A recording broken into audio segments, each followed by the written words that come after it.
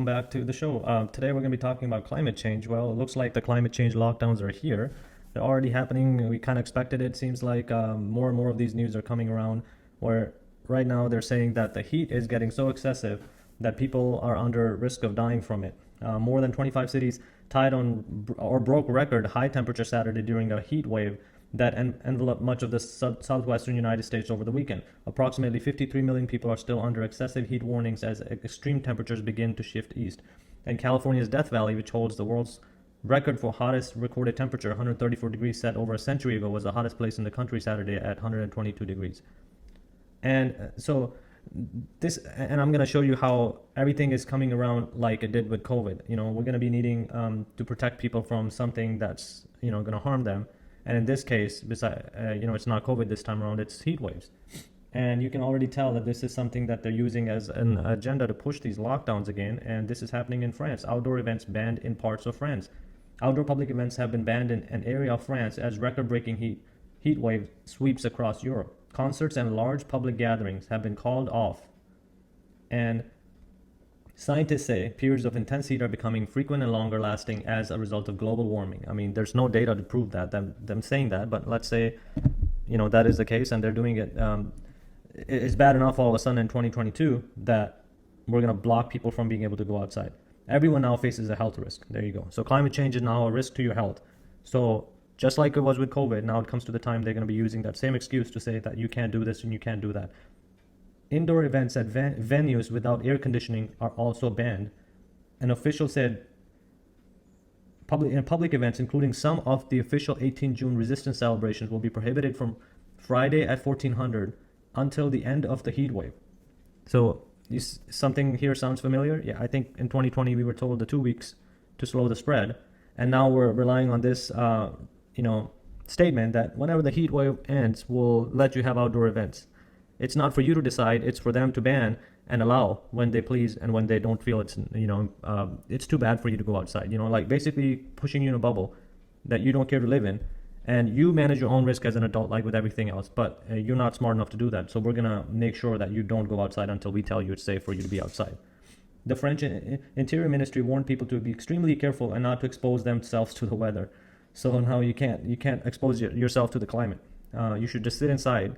Ignore the fact that there are going to be blackouts and energy crises that we're already facing, but they're telling you to stay inside and just wait for their approval before you can be allowed to go outside. Temperatures could hit 39 degrees Celsius in Paris, and droughts have already raised the risk of wildfires.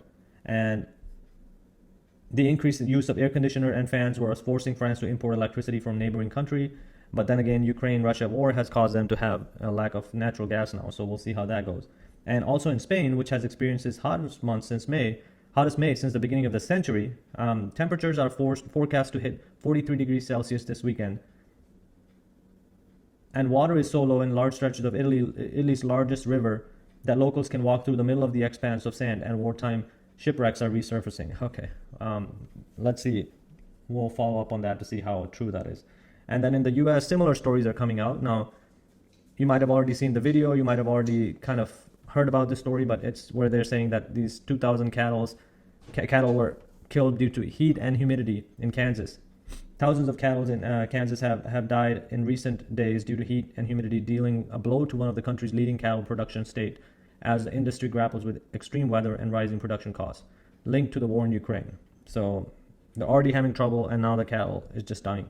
During the past month, the National Drought Tracker has released two statements warning that the northwestern and north central regions of Kansas face drought conditions. So everything, like all of these stories, I can kind of try to make out that the next push for this climate change is here. They're going to step up the game with this climate lockdowns, telling you that it's too hot for you to go outside, too hot for cattle to be outside, and you should eat less meat. We don't have enough water for you to feed, take care of this general day-to-day operations that we need to take care of. So you should, let someone else worry about the food production and all that. And you can just kind of follow along. We'll tell you when to go out. We'll tell you when to be inside.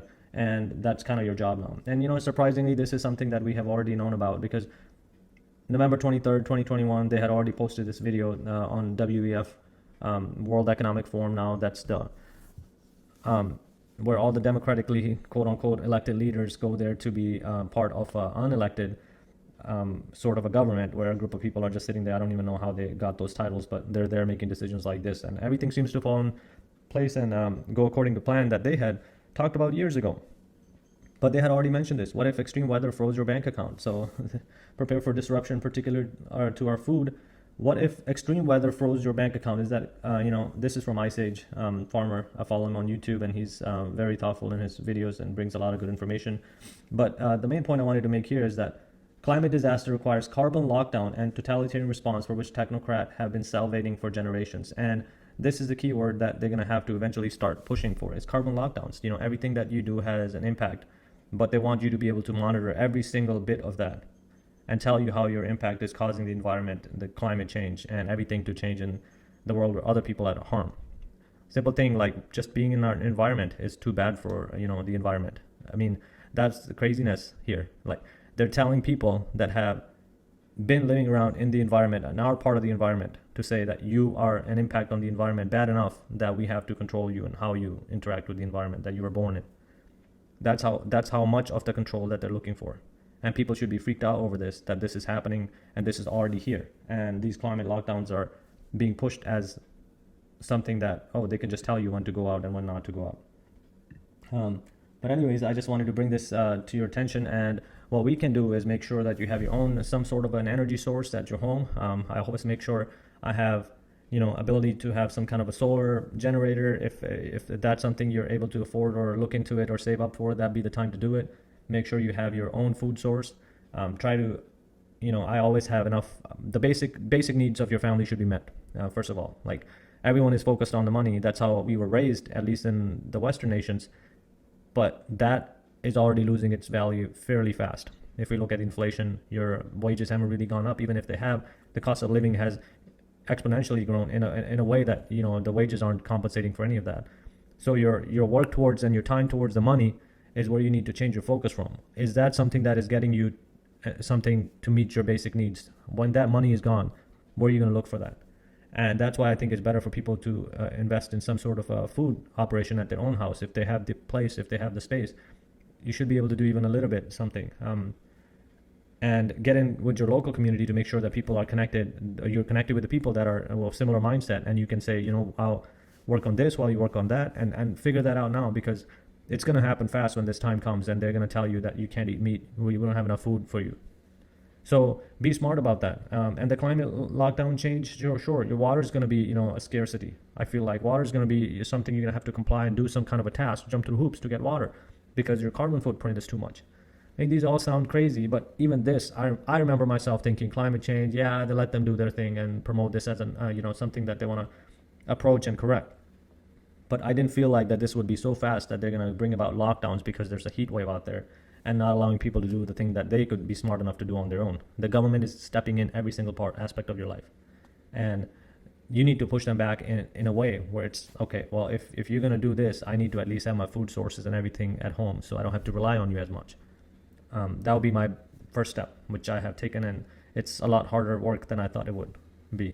But anyways, I just wanted to bring that up. Be sure to like, subscribe, and share this, and we continue to post more videos, and let me know your suggestions on how to improve. Take care.